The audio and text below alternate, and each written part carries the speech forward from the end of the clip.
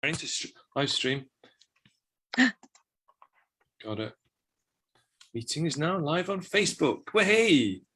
So I'm going to start chatting here because I'm assuming that we're now live on the Karma Canine Cooperative. So good afternoon for those in the sort of UK. Is now live on Facebook. What did I say? I'm assuming that we're now live on the Karma Canine Cooperative. So what did I tell you about?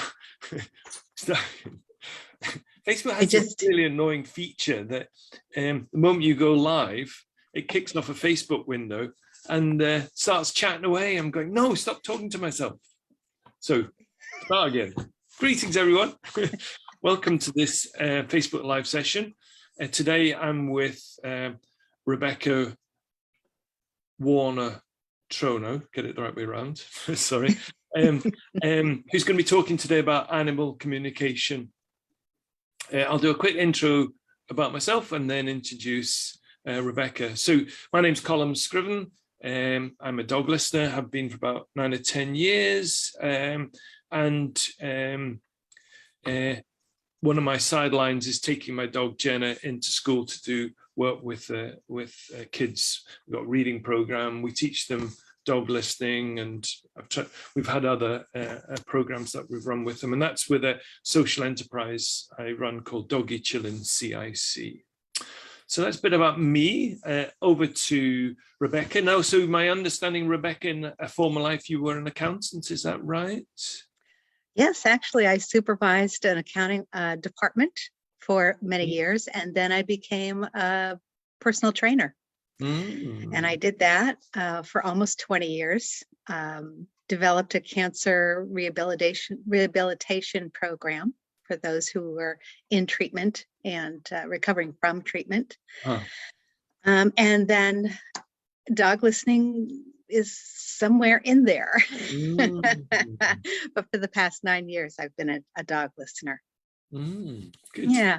So I believe a little American bird told me that you were also once a bodybuilder and a fitness trainer as well. Is that right? Yes, I was a bodybuilder and I trained bodybuilders, and gosh, what a lot of fun that was. I'm also Reiki trained. I'm a Reiki master and an animal Reiki master and practitioner. And yes, and I'm an animal communicator. To be honest, it was the bodybuilder I was more interested in than the Reiki and the. I'm sure. I'd love to talk about that sometime. That would be really fun. I'm watching the other dog listers fall off their seats when they hear that. Do you think they'd be that surprised? Yes, probably. Little gray-haired lady talking about bodybuilding. And you still work out, which is really good. Yeah. So, animal communication. What is it, and how does it differ from canine communication? Well, in a nutshell, animal communication is telepathy. It is a soul-to-soul, energy-to-energy connection, whereas canine communication which is what we educate clients about in dog listening, is actually mimicking dogs' own communicative behaviors with each other. So that's eye contact and body language. It's also emotional state. So yeah, those are the main differences, really. Thank you. She says, jumping quickly to the question. And what would you use animal communication for? That's a great question. You know, there are many reasons why we would use it. And I'm kind of hesitant to encourage people to use it in terms of their dogs, but people use it for lost animals. I've done some work with lost animals. Not a lot of communicators do, because so often the outcomes really aren't positive. So it's a very painful process to go through time and again. Behaviors, you know, why is my cat spraying? Why is my cat not using the litter box? That's a popular one. Why is my dog seemingly uncomfortable with my partner? Or why won't my dog go through thresholds? Behavior kinds of things. So there's some, overlap that I don't encourage in terms of behavior, which is interesting, which is why I haven't really talked about it in terms of what I offer, because it's so important to understand that animals are in this physical package as humans are. We are in this suit, living this story, and we are coping with all of our instincts, all of our emotions, all of our understandings, all of our psychological stuff. Animals are in their suit, and they are first and foremost dealing with instinctual behaviors, instinctual responses. So 9 times out of 10, if someone comes to me with a behavior that's troubling them regarding their dog, we can talk about dog listening and why the dog is doing what it's doing. And then, depending upon the response down the line, then we can talk about perhaps animal communication and how that might serve the situation. There's a lot of confusion for people, as you know, being a longtime dog listener, Colin. People will go to pat their dog on the head and the dog winces and they think that automatically the dog was abused. But we do the same thing. Somebody comes up behind us and we can feel that presence, or they tickle our hair. It's an instinctive thing because they can't protect what they can't see. So, a client will pick up a broom and the dog goes ballistic. Well, it doesn't mean that the dog was necessarily abused by someone with a broom or shooed while they were astray. They only know that this is now attached to their person and it's moving and they don't know what it is.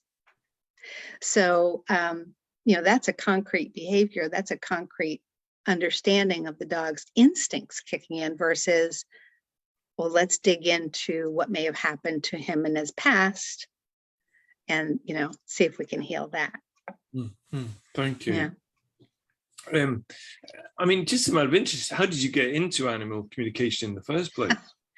Well, actually, animal communication brought me to dog listening because my little guy, Emmett, one of my best teachers, I talk about him often. He was absolutely amazing in teaching me and leading me along the path, as was Buster. And he became a picky eater. And we didn't understand what was happening. And after about a year of changing bowls and changing foods and changing locations and in bowls and out of bowls, and we tried everything, hand feeding, oh my gosh, he just stopped eating altogether. And by that time, I had studied with Marta Williams, wonderful animal communicator, and a friend. She's lovely. And so I contacted her and said, Marta, I'm at a loss. I don't understand what's going on with him. And would you check in with him? And there was a slight pause. And then she said, have you ever heard of Jan Fennell's work? And I got the book, and within 3 days, he was eating like a champ and he was beginning to calm. Yeah. So if I had relied purely on animal communication, really wouldn't have gotten to the bottom of it per se. And the whole subject of communicating with your own animals, that's that's a talk for another time. But that's how I came to dog listening. And it's interesting that Marta recommended Jan as well, bear in mind that she was obviously very skilled in animal communication herself. Yes. Well, she is a big fan of natural horsemanship, respectful training methods, kind, no violence, no force, no fear. And so, it was the stars aligned that I thought to call her and ask her for help. But that's why, she's very huge proponent of holistic methods. So, yeah. Thank you. Yeah. And how did it help your relationship with your dogs then? Obviously you've taught you were having difficulties with Emmett there, but how did animal communication help? Well, it put Jan's book in my hands, and that was the tool that I needed.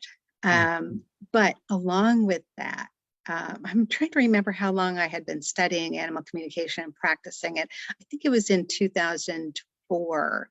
I became initiated into Reiki, and then I stumbled upon a book about animal Reiki, first of its kind. I'd never seen it. Written by Kathleen Prasad, my teacher. I started studying with her as soon as I could. And I had been practicing with animals in shelter, which was an amazing experience, great teaching ground. I learned so much, but it allowed me to couple dog listening with that added soul to soul relationship. I'll give you an example. Buster was an incredible barker when visitors came. And at that time, I don't think I was applying dog listening. I don't think I had come upon it at that point. But we didn't have visitors over very often because our dogs were truly obnoxious. They would pick a guest and they would fight with one another, and it was just horrible. But we were expecting a couple to come for dinner. And so a few days beforehand, I started sending pictures in my mind to Buster of what these people looked like, number one. I sent the emotion of how much I loved these people, that they were bringing happiness to our home and that they were completely safe. So I concocted a scenario in which the people would come in, Buster would go and do his little sniffs, and then he would come back to me. And my husband was just shaking his head and laughing.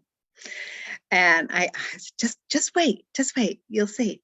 And the day came, and exactly what we had rehearsed happened. And John said, if I hadn't seen it with my own eyes, I never would have believed it. So you can modify behaviors, but I use it mostly in terms of, okay, we have a workman coming today. I just want to give you a heads up.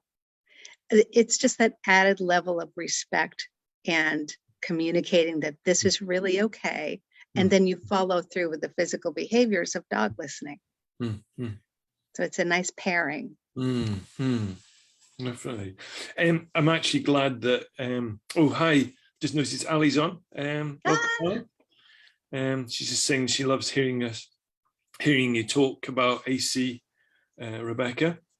Ali's an animal communicator as well. Indeed. She's saying that you inspired her to study Reiki, and then and that's been so helpful to her over the years. And she also says that you're such a wonderful all-round dog happiness enabler. So there you are. Oh, I love that. Keep saying more, Ali. She loves it. That's fine. Thank you. That's sweet. Thank you, Ali. I'm glad you mentioned barking there, because one thing I meant to give you folks, if you're listening at this time, is a heads up. We're expecting a delivery van at some stage. And like when the doorbell goes, our Jenna goes ballistic. So bear in mind, I've been working with Jenna now for, what would that be? 12 or 13 years, and she still reacts to the doorbell, which is fine. But now we have a thing in place. So if I do get a delivery, you'll have to excuse me while I disappear from view. You'll still be in Rebecca's competent hands, but I'll be dealing with Jenna, and I'll be coming to the front door, hopefully for not too long. But there we are. That's a quick heads up. So Can everyone communicate with animals then, or is it just sort of those with the gift? It is not a gift. This is something that's inborn. We are connected to what Carl Jung termed the collective unconscious. We are, in the best of thought, all one. In the best of ourselves, we are all one. And what's interesting is quantum physics is now catching up and being able to prove out a lot of these activities that people have engaged in since the beginning of time. There's still indigenous populations around the world that just take this communication with animals and with nature for granted. I mean, it's just something that you do. And if you don't do it, you're a little odd. So I think the biggest barrier to anyone getting into it is actually the belief that you can do it, and it's not just something that you're making up in your head. That's tough to get over. But yes, anyone can do it at any time, and we can communicate with animals who have passed as well. Thank you. So if someone wanted to get involved in animal communication, how would they go about doing that? Well, there are lots of ways. I actually started by reading Marta Williams' book. And there's another book written by a wonderful communicator. I think she lives in South Africa now, by the name of Amelia Kincaid. And their books are what really set me on my path before I started taking any classes. In fact, it was Marta's book that opened the door for me and allowed me to have my first conversation in the shelter. So that's what people don't understand, because we humans tend to want a formula. I will purchase this class, I will get the formula from the successful person and do exactly what they did, and I will be able to do this. That's kind of backward. You can do it. You can do it now. Just read the book. Very simple steps. In fact, I can go through them if you'd like. And it just opens the door. It's always going on. And that's the thing. We don't understand there's always communication going on in the background. And we have this level of white noise in our heads all the time, which is kind of so often covered over with our egoic conversation of our self-worth or lack thereof, or the things we've got to do, and the relationships in our life and our insecurities and all of that stuff. And once we push our story to the side, then you can attend to what's actually there. It's just a switch in focus. It's nothing specialized training or attunements or anything spooky. It's literally what is already there, and just being able to shift your focus to attend to it and allow it. You said there were some steps. So would you be happy to sort of share those with us, please? Sure. The way I do it is I ask for a photograph of the animal. I can do it through description. I've done that as well. Just a nice description of the animal, the size, the coloring, the name. I like the name and the age.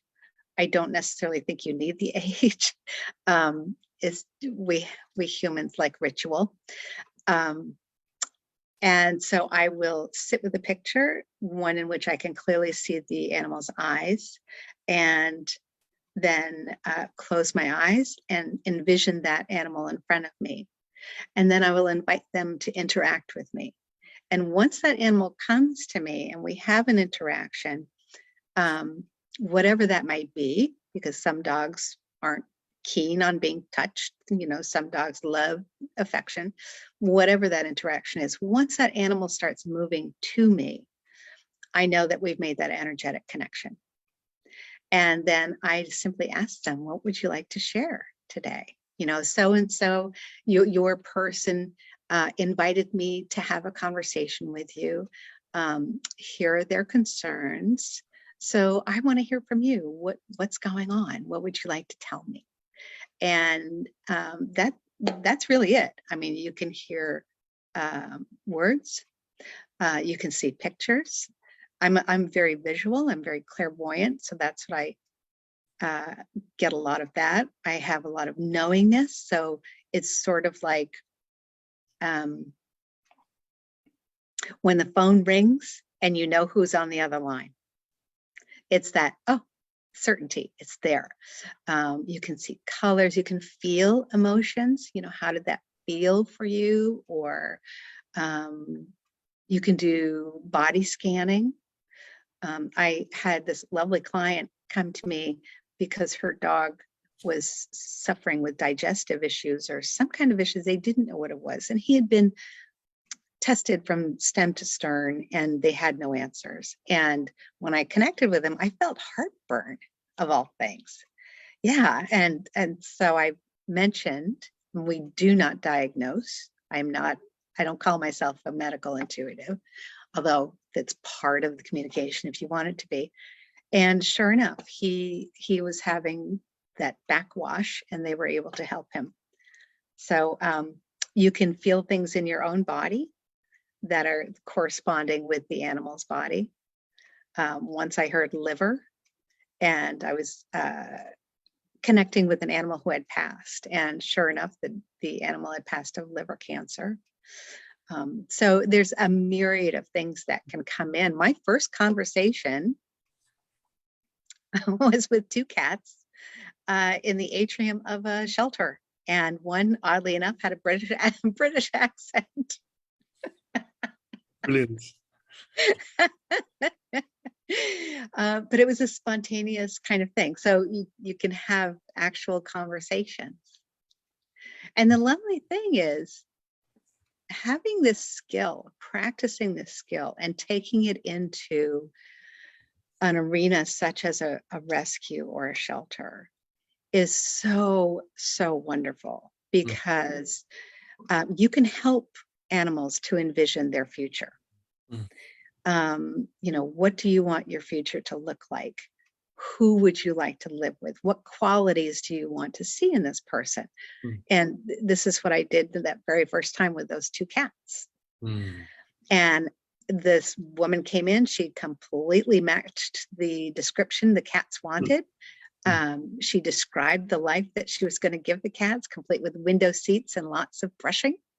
That's exactly what they wanted. And so happy cats. It's interesting, this whole sort of invitation process. And I went on one of Ali's animal Reiki courses, and the thing that comes very clearly through that is it's about invitation. It's not forcing yourself on the animal and connecting with it intuitively or psychically or whatever, and inviting over. And for me, the funny thing was, every time I tried to do it with Jenna, she'd wander off. I'm not having that. Whereas the other way around, Sally would come. I'll come. Do it with me. It's fine. So it's really interesting. Sort of different. Yeah. Well, I had an incident. Yes, and there's been a theme in all of the things that I have ever done with animals, and it has been all of that subject of choice and respecting the individual and what they want, put their needs first. And I'll never forget when I was at the shelter. I was in a kitty house, and I walked over to this cat who was lying on a ledge, and I proceeded to offer Reiki. And I didn't think anything of it. I totally skipped the permission thing. I just assumed. And I'm there with my eyes closed. Everything's great. All of a sudden I hear boundaries in personal space, boundaries in personal space. And I look down, and that cat is giving me the stink eye, and that tail is going. I'm like, oh my gosh, I am so sorry. It was a perfect lesson. And I had a dog who did not like Reiki up close. He would always move off. Yeah. Brilliant. Yeah, it's lovely. You said earlier that animal communication brought you to dog listing. So how did that come about? I mean, was it just through Marta recommending the book, or obviously you then went become a dog lister, but was the book enough? Or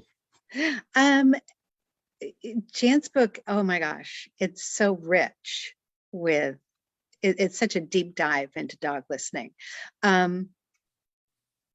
I will say that being an American, there's a little bit of, I know it sounds really weird, but there's a little bit of a language there.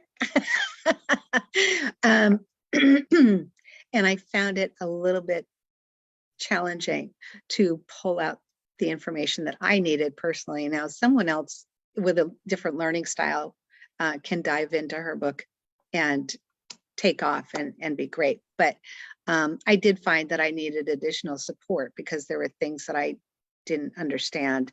And fortunately, I was linked to someone in England by Jan's office who was so kind in coaching me by email, which was really frustrating, but it was great. And then I realized, seeing the changes in my own dogs and then helping my friends with their dogs, it was so consistent. It was so clear that, and it's true for us humans, right? You get that communication straight and clear between two individuals, and magic can happen. And so I got so excited, and I looked into her courses and saw that she was doing back-to-backs. And I really hadn't, foundation and advanced course in 1 week. And I hadn't thought of becoming a dog listener. Because I had my animal Reiki practice, I had my Reiki practice, I was a personal trainer, I was doing all of these other things. But then I got there and I thought, why not take the exam? What would it hurt? And I did well, and I was invited to continue. So yeah, it's very interesting. And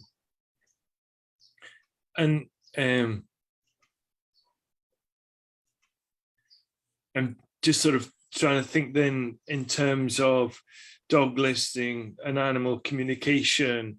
Are there still times where you might use both, or would it be a case of one or the other, that if you were working with a dog, say? Well, actually, I had really shied away from animal communication when I took Jan's advanced course, because she had commented that, in the States, when you say canine communication, people think of telepathy. They think of animal communication. And I found that to be very true. And I did not want to muddy the waters, because I knew first and foremost, you just have to deal with that physical story that the dog is living. So I didn't really talk about it or offer it for the last 9 years. I would do it as practice. And I still do it as practice to get my skills up. But I really I let it go for a long time. And it is a skill. It's like a muscle. You have to keep doing it. So now I'm getting back into it, which is lovely. Yeah. Thank you. I've just come to the end of my list of questions. Is there anything else you'd like to add or say about animal communication and or dog listening? Well, with both, you have such an opportunity to create a deeper, more meaningful relationship with your dog. The companionship level, the friendship level, when you recognize that there is truly a soul in there with its own perspective. I mean, beyond understanding that about dogs through dog listening. It becomes a relationship like no other. There's just this silent link that is there with dog listening, but it just goes deeper. And it's wonderful, and it's surprising, and it's like nothing else. And as I say, once they pass, you do have that opportunity to link up with them again. They're not truly gone. That's work that I'd like to get more deeply into, is animal mediumship. That's very rewarding. Very rewarding. So yeah, and it's just, I urge everyone to explore this side of themselves. It's just energy. That's all it is. It's no woo-woo. It's no bugaboo. It's no witchcraft. It's none of that nonsense. It is energy. That's it. We are energetic beings. We're transmitting to each other all the time through our heart field. You can go to places like HeartMath Institute and learn about energetic signals from your heart. Vibrational therapies. This is all about, excuse me, vibration, sound, energy. It's, and you don't have to be a scientist to understand it. Amelia, in fact, Amelia's Kincaid, her book was one. She's a good friend with one of our astronauts. And he helped to break down this understanding for her. And then she was able to explain it in her book. And once the science was explained to me, I was like, oh, well, of course it works. Why wouldn't it? You know, we can't see radio waves, but we tune into them and then suddenly we hear. It's the same thing. So, you know, of anything else that I'd like to say today is try it. Look into it. There are people on YouTube that you can follow. Huh? Right on cue. The delivery guy. We're going to see a demonstration of dog listening. Excuse me. Carry on chatting. I'll be back in a second. Okay.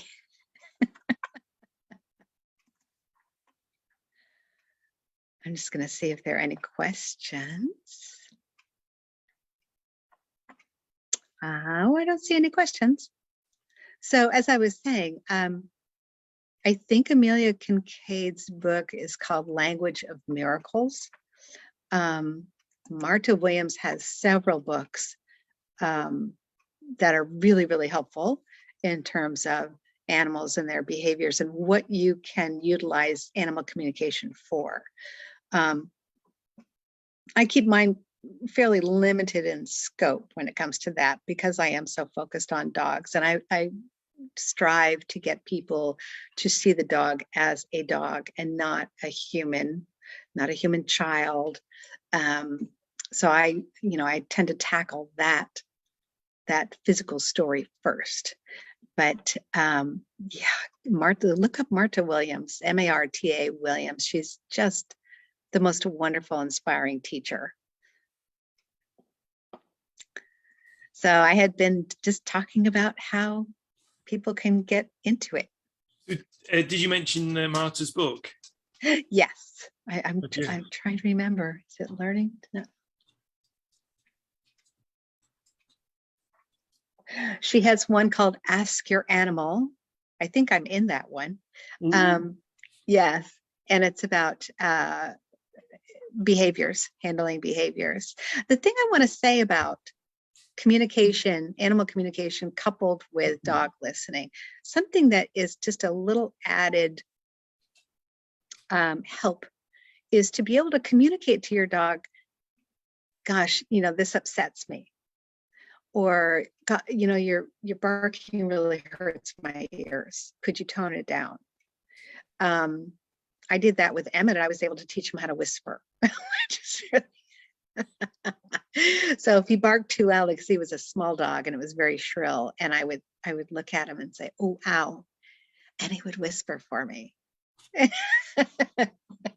So there are things that you can communicate to them, how this behavior is troubling you, or alternatively, how proud you are of them and how far they've come and how blessed you feel to be with them, regardless of their behavior, because we love our dogs in a core level, right?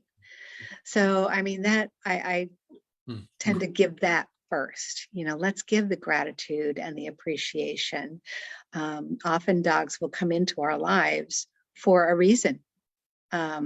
Many times it's just so they have this physical experience, just as we are. But, oftentimes they will come for us and to open a door, like into dog listening. Yeah. Or they will support us through illness, take on illnesses that mirror our own, take on behaviors, mirror it back to us. So we start looking at ourselves and start developing, hopefully. But then dog listening does that as well, doesn't it? That's right. We really have to step back and look at our emotional response and what am I bringing to this situation in this moment? Am I the source of my dog's anxiety? what can I do to change myself? So there's a lot of spiritual growth opportunity right there, just with dog listening. And then, to go farther is just, it's amazing.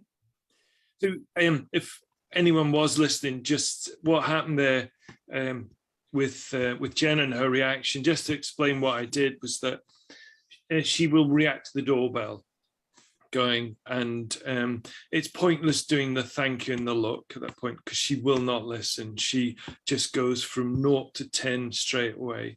The only thing I can do with her is I put her in a side room, close the door on her, and just take her out of the situation. What that does too is, for Sally, our other dog, it calms her down, because Sally will take a lead from Jenna, and so it takes the energy levels down in the room. It calms me down, and then it allows me to go down to the front door, answer the door, and deal with whoever's there and come back in.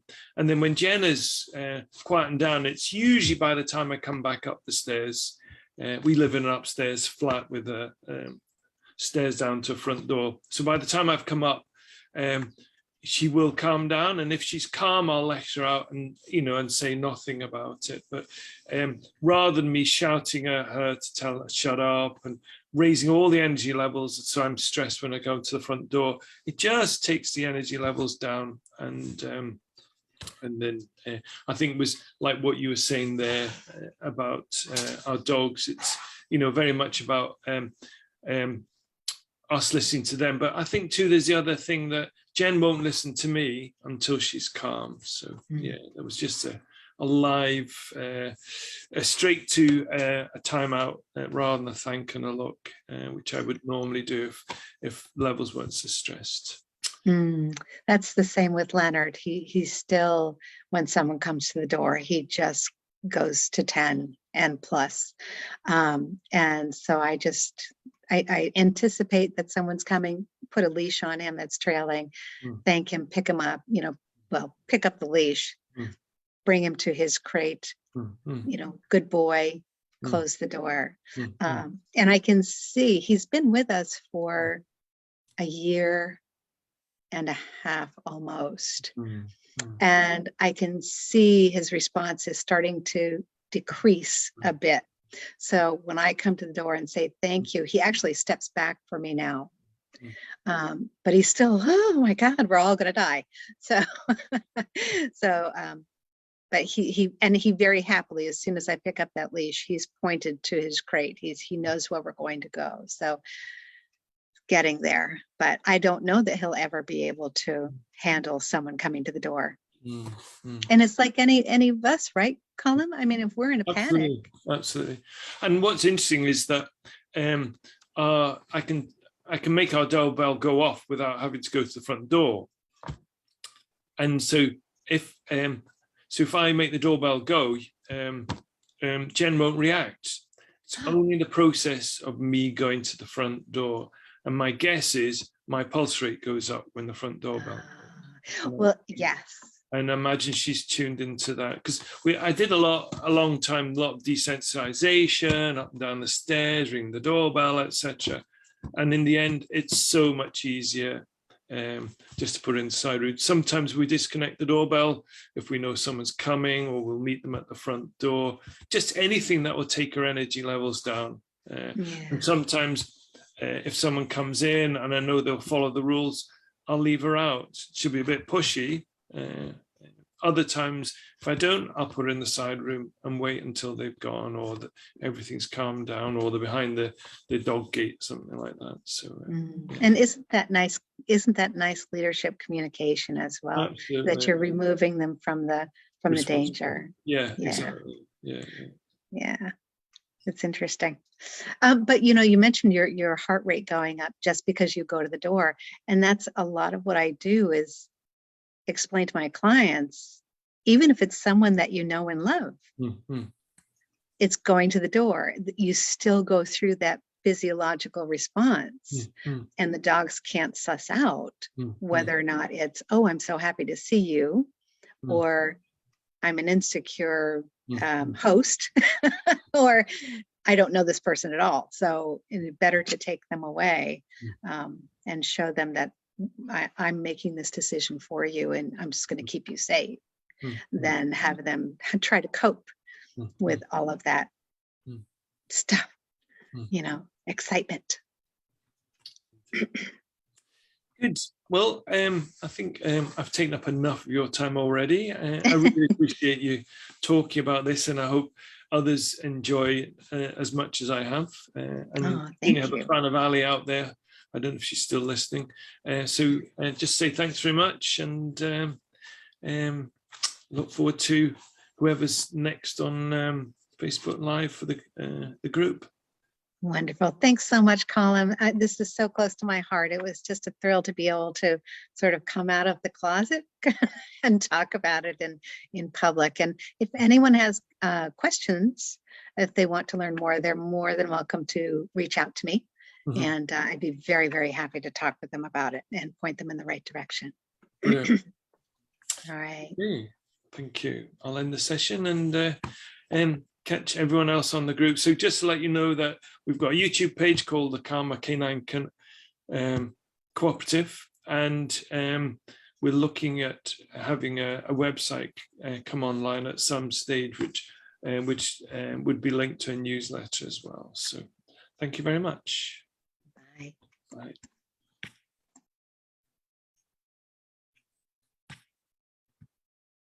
Trying to work out how I